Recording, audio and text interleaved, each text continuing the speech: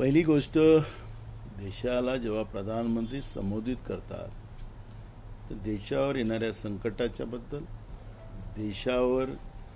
देशाला लोकांना एकजूट आणण्यासाठी आणि देशहितासाठी बोललं जातं हे मला आतापर्यंत माहीत होतं. झूठ बोलो बार बार बोलो असं मोदीचंच वाक्य आहे. अनेक सुरुवातीच्या 2014च्या काळामध्ये त्यांची भाषणं झाली आणि त्या भाषणामध्ये त्यांनी काँग्रेसवर टीका करत असताना त्यावेळेसही आणि आजही त्यांच्या देशाला संबोधित करत असताना काँग्रेसचं मला वाटतं की त्यांनी त्यांच्या अर्ध्या तासाच्या भाषणामध्ये जवळपास 150 वेळ त्यांनी काँग्रेसचं नाव घेतलं.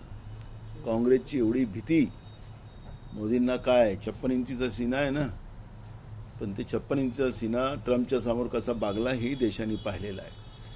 आणि जेव्हा ते बोलत होते, मी माझ्या मोबाईलवर पाहत होतो तर 99% लोक त्यांना फेकू म्हणत होते, काय काय वेगळ्या भाषेत बोलत होते. मी ती भाषा इथं वापरणार नाही. आता देशाच्या प्रधानमंत्र्यावरच भारताच्या जनतेचा विश्वासच राहिला नाही आहे, कारण की देशाचा प्रधानमंत्री वारंवार खोटं बोलतो आहे. त्यांनी 2023मध्ये महिला आरक्षणाचं बिल आलं.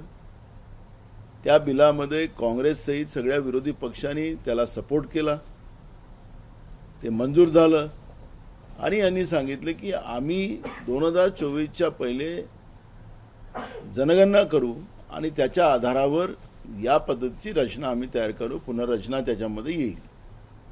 आता आपण 2024च्याही लोकसभेच्या निवडणुका झाल्यात, आता आपण 2026मध्ये आलो. राहुल गांधीच्या दबावामुळे यांना अखेर जातीनिहाय जनगणना मान्य करावी लागली. यांनी कॅबिनेटमध्ये नरेंद्र मोदींनी निर्णय घेतला आणि देशाच्या जनतेने त्या निर्णयाचं स्वागत केलं. आता जनगणना सुरू झाली, त्याच्यामध्ये ओबीसीचं कॉलम नाही आहे. म्हणजे याचा अर्थ वारंवार देशाचे प्रधानमंत्री या देशाच्या बहुजनांबरोबर विरोधात हे सातत्यानं आहे, हे त्याच्यात स्पष्ट झालेलं आहे. आणि त्याच्यामुळे या बिलामध्ये जे आता संविधान संशोधन बिल ज्यांचं होतं, नाव मोठं ठेवायचं, नारी शक्तीला नमन करायचं नाव ठेवायचं, पण मणिपूरमध्ये ज्या पद्धतीनं महिलांना उघडं करून त्यांची मानहानी केली, त्यांचं वस्त्रहरण केलं, त्यांचं चिरहरण केलं, त्यांच्यावर अत्याचार केला, त्याच्यावर देशाचं प्रधानमंत्री बोलायला तयार नाही का? मणिपूर भारतातला भाग नाही? तिथं राहणाऱ्या महिला ज्या आहेत त्या भारतीय नाहीत? आणि आता मी लोकसभेचे आकडे तुम्हाला सांगतो. लोकसभेमध्ये यांच्या महिलांचं नेतृत्व, यांनी जे महिलांना तिकिटा दिल्या त्याच्या फक्त 10% महिला आहेत. काँग्रेसच्या 13% आहेत आणि 37% टीएमसीचे, जे टीएमसीला आरोप करतात मगापासून. महिलांचा सन्मान आम्ही केला विरोधी पक्षांनी. बीजेपीला महिला नकोत. आपली खुर्ची वाचवण्यासाठी, सत्ता वाचवण्यासाठी हा एक असफल प्रयत्न.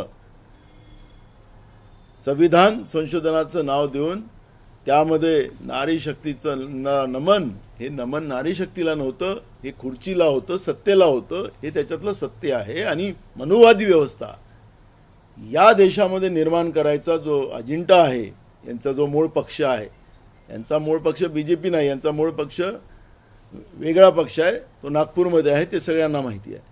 त्यामुळे या मनुवादी व्यवस्थेला थांबवलं गेलं. म्हणून यांचं जो रेकॉर्ड केलेलं भाषण होतं ते 8:30 वाजता दाखवण्याचं काम केलं. ते रेकॉर्ड होत होतं, टेलिप्रॉम्प्टरवर ते बघतात. टेलिप्रॉम्प्टर विना बघून ते बोलू शकत नाही. आणि त्याच्यावरच त्यांनी काँग्रेसला किती शिवा घालायच्या, त्यांच्यासोबत असलेल्या पक्षांना किती शिवा घालायचं याचं ते आकडा ठरवला गेला होता. हे देशासाठी नाही, देशाच्या महिलांसाठी नाही, देशाच्या महिलांच्या आत्मसन्मानासाठी नाही, हे सत्ता कायम ठेवण्यासाठी केलेला हा प्रयत्न होता. मनुवादी व्यवस्था स्थापित करायचा प्रयत्न होता. तुम्ही या देशाच्या जनतेला जे सांगितलं होतं की आम्ही जातीनिहाय जनगणना ओबीसीची करू, का केली नाही, का करत नाही? अमित शहा सांगतात की आम्ही पहिले घराचा सर्वे चाललेला आहे, आमची घराची जनगणना चाललेली आहे. घराची जनगणना केली जाते काय? महानगरपालिकेजवळ किती घरं आहेत ते माहिती नाही, नगरपालिकांजवळ किती घरं आहेत त्यांना माहिती नाही, ग्रामपंचायतमध्ये किती घरं आहेत त्यांना माहिती नाही. अशा पद्धतीचं संसदेमध्ये खोटं बोललं जात आहे. तुमच्यामध्ये दम असेल ना, आणि काँग्रेसनी भूमिका दिलेली आहे, आम्ही या बिलाचं समर्थन करू, पण केव्हा करू की त्याच्यामध्ये OBC, schedule caste, schedule tribe, भटक्या विमुक्त जातीची काय हिस्सेदारी असेल त्या जनगणनेच्या आधारावर तुम्ही करा, त्याला आम्ही सपोर्ट करू, ही भूमिका मांडलेली आहे. देशाच्या बहुजन लोकांना संसद आणि विधानसभेमध्ये बहुजन लोकांच्या महिलांना स्थान मिळावं, ही आमच्या नेत्या राहुल गांधींची भूमिका आहे. आणि याचा विरोध नरेंद्र मोदी आणि भाजप करत असेल तर यांना कधी देश माफ करणार नाही. राहुल गांधीच्याच पाठीशी, विरोधी पक्षाच्याच पाठीशी या देशातल्या बहुजनांच्या महिला सोबत राहतील. आणि म्हणून हे आम्हाला जागा दाखवायला निघालेत, यांनाच जागा दाखवल्याशिवाय बहुजनातली महिला आता पुढं सरसवल्याशिवाय राहणार नाही. त्यांचे अधिकार, त्यांची भागीदारी संपवण्याचं काम खोटं बोलून गॅस दिला त्यांना, आणि गॅस देऊन त्यांचा गॅसच काढला, त्याची महागाई वाढवली. 15 किलोचा गॅस काँग्रेसच्या काळातला आता 10 किलोवर आला, त्याची किंमत वाढवली 4 पटीनं. का महिलाचा सन्मान आहे? आणि म्हणून आमची भूमिका स्पष्ट आहे. काँग्रेस आणि आमचं विरोधी पक्ष हा महिलांच्या सन्मानासाठी आहे, भाजपसारखा त्यांना अपमानित करणारा नाही. आणि त्याच्यामुळे मोदीजी, आपण सत्तेचा दुरुपयोग जो देशाला संबोधित करण्याचं करता आहात, देशाच्या सगळ्या यंत्रणा त्याच्यामध्ये वापरल्या जातात मन की बातमध्ये, आणि हे तुम्हाला हा अधिकार आता लोकांनी काढून टाकलेला आहे तुमच्याजवळ. निवडणूक आयोगाला एकदा मोकळं सोडा, त्याला त्यांच्या पद्धतीनं काम करू द्या. त्याला जी स्वायत्ता राजीव गांधींनी दिलेली आहे ते स्वायत्तेप्रमाणे काम करू द्या. TN शेषनचं उदाहरण आजही सगळ्या लोकांना माहिती आहे, आणि त्याच्यामुळे त्या पद्धतीनं स्वायत्त्यानं काम करू द्या आणि बॅलेटवर मतदान घ्या. म्हणजे तुम्हाला समजेल की देशाची जनता तुमच्याबरोबर आहे की काँग्रेस आणि त्यांच्या सहकारी पक्षांबरोबर आहे, हे तुम्हाला त्यावेळेस समजेल. पण बैमाने निवडून येऊन देशाच्या जनतेला खोटं बोलून तुम्ही सत्तेत आलात, आणि त्या सत्तेचा दुरुपयोग करायची भूमिका ती जी तुमची चाललेली आहे, आता ह्या देशातलं बहुजन स्वीकारणार नाही, ही भूमिका त्याच्यातली स्पष्ट आहे. आणि त्याच्यामुळे हा जो फेक नेरेटिव्ह BJP आणि RSSच्या माध्यमातून जो पसरवला जाणार आहे त्याला कोणीही साथ देणार नाही. जनतेला आता वास्तविकता पुढं आलेली आहे जनतेसमोर. त्यामुळे तुम्ही आज किती नौटंकी केली असेल, कारण की त्याच्यात तुम्ही रडला नाही आज, नाही तर तुम्ही डोळ्यातूनही अश्रू आणू शकले असतात, पण ते काही तुम्हाला काहीतरी बंधन केलं असेल तुमच्या कमांडनी. त्यामुळे तुमचं हे नकलीपणा हा देशाच्या जनतेसमोर आलेला आहे. त्यामुळे अजिबात या देशातली जनता तुम्हाला माफ करणार नाही, तुम्ही जो मनुवादी व्यवस्था आणताय म्हणून. काँग्रेसमध्ये कॅम्पेन सुरू होत असल्याचं पाहायला मिळत आहे भाजपकडनं की काँग्रेस कशी महिला विरोधी आहे. काँग्रेस या गोष्टीला उत्तर देईल का त्याच कॅम्पेन पद्धती? बिलकुल देणार, कारण की आम्ही केलेलं आहे. राजीव गांधीजींनी 73वी घटना दुरुस्ती करून स्थानिक स्वराज्य संस्थांमध्ये महिलांना पुरुषापेक्षा एक जास्त जागा देण्याचं काम केलं आहे. तळागाळातल्या महिलांना संधी निर्माण करून देण्याचं काम राजीव गांधींनी केलेलं आहे. यांच्याजवळ एकही उदाहरण नाही आहे. यांच्याजवळ हिंदू मुसलमान केल्याशिवाय दुसरं उदाहरण नाही आहे. हे आता स्वातंत्र्यानंतर देश मागं गेला असं सांगणारे मोदीजी, तुमच्या काळात देश किती मागं गेलेला आहे. ज्या पाकिस्तानला आम्ही पायाच्या खाली ठेवलं, ते पाकिस्तान आता तुमचा जो मित्र आहे ट्रम्प, तो ट्रम्प म्हणतो की माझ्यासाठी पाकिस्तान माझा मित्र आहे, भारत नाही.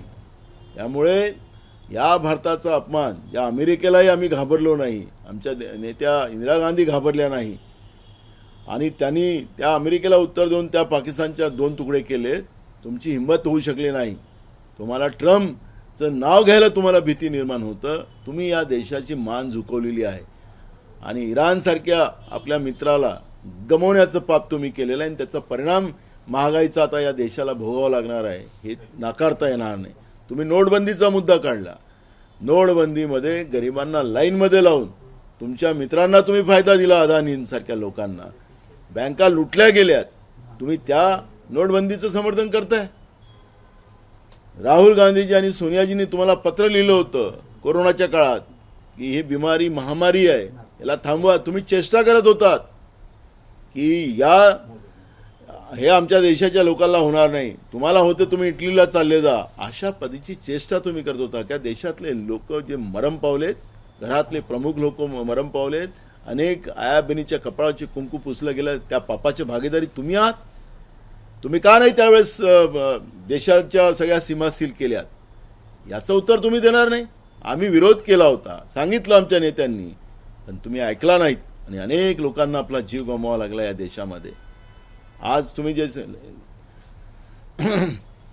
जे लस तुम्ही दिलीत त्या लसीचे परिणाम आता देशातली लोक भोगतात. ती लस तुम्ही का त्यावेळेस मान्य केली, त्याचे परिणाम आज देशाच्या लोकांना भोगावं लागत आहेत. जवान पोरं हार्ट अटॅकमध्ये मारतात आहेत, दम्याचा आजार होत आहे, कॅन्सर होतात आहेत. हे याचं सगळं जे काही आता समोर येत आहे ते या लसीच्यामुळे होत आहे आणि ते तुम्ही जबाबदारी नाकारताय. त्यामुळे तुमचं हे सगळं खोटं, झूठ बोलो बार बार बोलो, हे जे तुमचं वाक्य आहे हे तुमच्यासाठी लागू होते, काँग्रेससाठी नाही.